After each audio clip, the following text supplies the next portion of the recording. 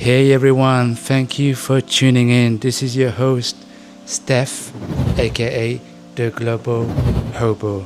So, as you know, in this channel, I document my life as an expat here in Indonesia and other places.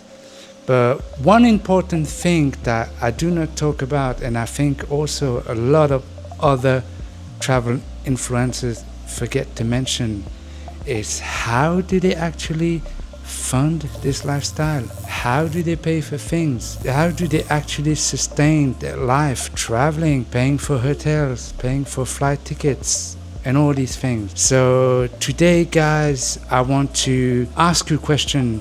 How do you actually do it as an expat? So please leave a comment down below to let me know, what do you do? What job do you do? Do you work remotely? Are you freelance? Do you own a business? And also, where did you decide to settle down? Which country? I would be very interested to know.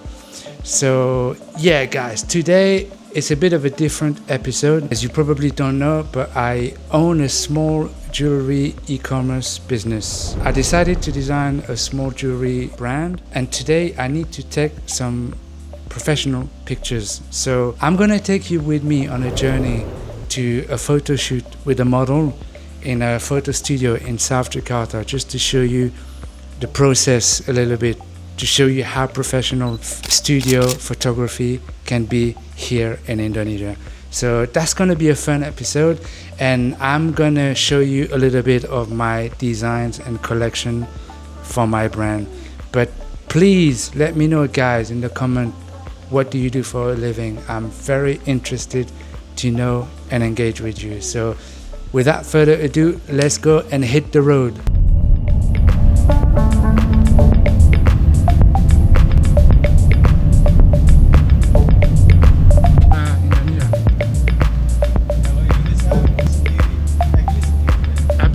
Inggris sedikit. Aku tidak bicara Jerman. Ya, ada lagi sekarang. Ya, berarti dari Belanda.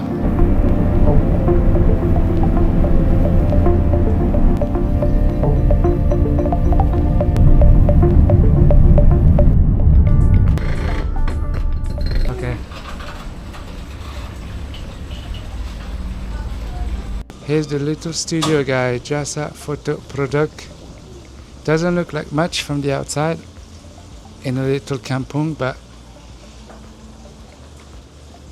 it's a studio, and we have the little chicken here. Amazing.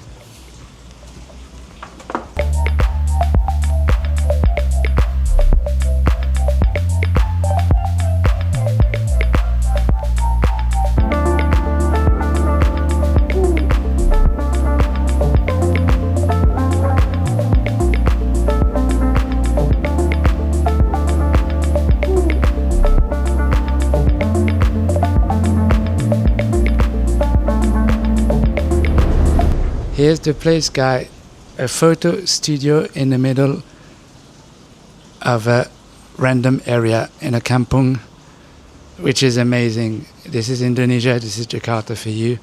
Amazing to find places where you have so much creativity. So, how cool.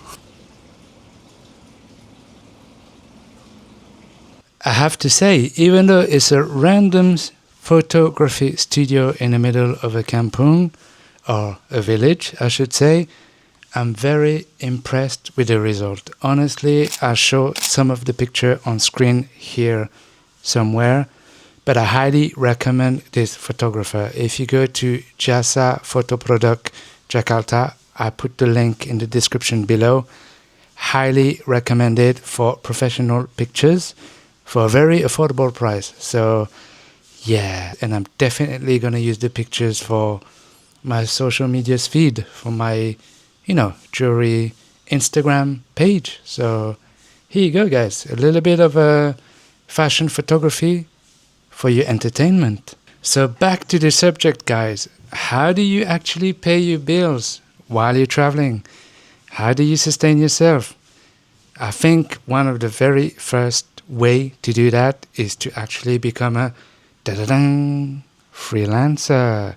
So with a variety of platforms, just like Fiverr, Upwork, TopTal, Contra, and even more, you could use your existing skills to become a freelancer. You could enter the remote job market. You could even enter the freelance market with a tiny bit of experience. I'm sure you do have experience, maybe as an admin assistant. You could become a virtual assistant. You could specialize in other things such as video editing, digital marketing, content creation, graphic design, so many other things. There's an abundance of courses that you can take online to specialize your skills. Yeah, go and check out these platforms, guys. Fiverr, Upwork, Contra, TopTal. There are so many of them. That's it, guys. Reason number one. But also, I need to mention that the competition is a little bit stiff. Rather than always relying on those platforms, you could actually set up a freelance business and try to reach out to potential customers directly on platforms such as LinkedIn or Facebook.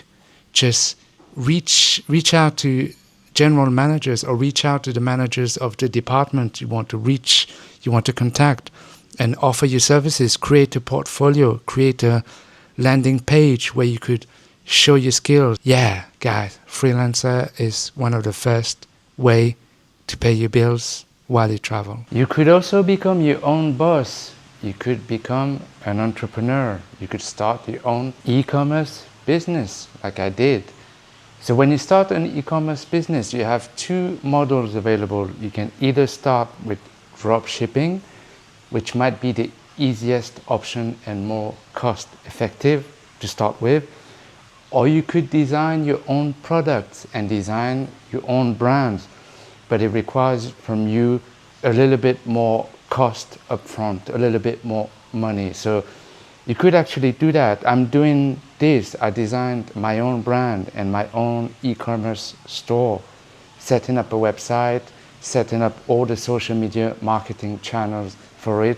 You can check it in the description, in the link in the description below. This is not like really a fancy idea. You have an idea of a brand, you have an idea of a product. You can think of tactical ways of how to market it, how to brand it, and yes, so but you're gonna have to be a bit careful with all the cost and the money involved, because there are some hidden costs when you start a business like this, and you need to consider these when you're thinking about profit. So yeah, guys, I encourage you to do that. E-commerce is a great way to support yourself while you're traveling or you are an expat abroad, because you can't always work obviously in the places where you settle into. So but if you do that, please, if you start your business, make sure that you have a look at the proper visa in place to do so, especially here in Indonesia. It's very important. So yeah, way number 2, entrepreneur, e-commerce business. Let me know in the comments below if you want me to make a separate video about the basics of e-commerce, how to get started. I'll be sure to make the video. So on to the next one. If you make it to this far, thank you very much, guys. I really appreciate it. Please take a time to subscribe to the channel. We need it. And please stay until the end, because I have some very good life/emotional advice about being an expat abroad. You don't want to miss that, because I think it's very important and very overlooked. So stay tuned until the end. Another suggestion for you, well, you might have guessed it, you could become a YouTuber or a blogger, a vlogger, or in general a content creator. You know, in this modern digital age, we have the chance of having tools and websites like YouTube, where you could share your passion or share anything you know about a topic, a certain subject on YouTube, and make videos about it. And as you've probably seen in other content and also my previous video, Once you reach your count of 3,000 watch hours and 1,000 subscribers, your channel can actually start to get monetized. So every single video that you would post, you would receive some money for it, like based on the different RPM, which is the revenue per 1,000 views. But that's another topic. So this would be one way of sustaining yourself while you're traveling. But if you don't have this count of subscribers and watch hours, you could also use affiliate marketing to add some revenue streams. Or if you're a blogger, you don't like to be on video, you can write about different topics. You can have your blog and you can post those affiliate links. Essentially, the people click in on those links, and if they actually do a purchase, you would receive a small commission for that purchase, which is not to be neglected. I do believe that content creation is a great way to sustain yourself, to pay the bills while you're traveling or you're an expat. Also, I'd like to mention that the content creation business, the creator economy, is actually growing at a very fast pace. And I do believe it's exciting to be part of it. I know for some people it can feel a bit scary, but once you start, put yourself in front of a camera, like there's nothing that can stop you. Keep going. It's actually easier than you think. You could become a language tutor. I'm sure you have some language skills in whichever language you know already.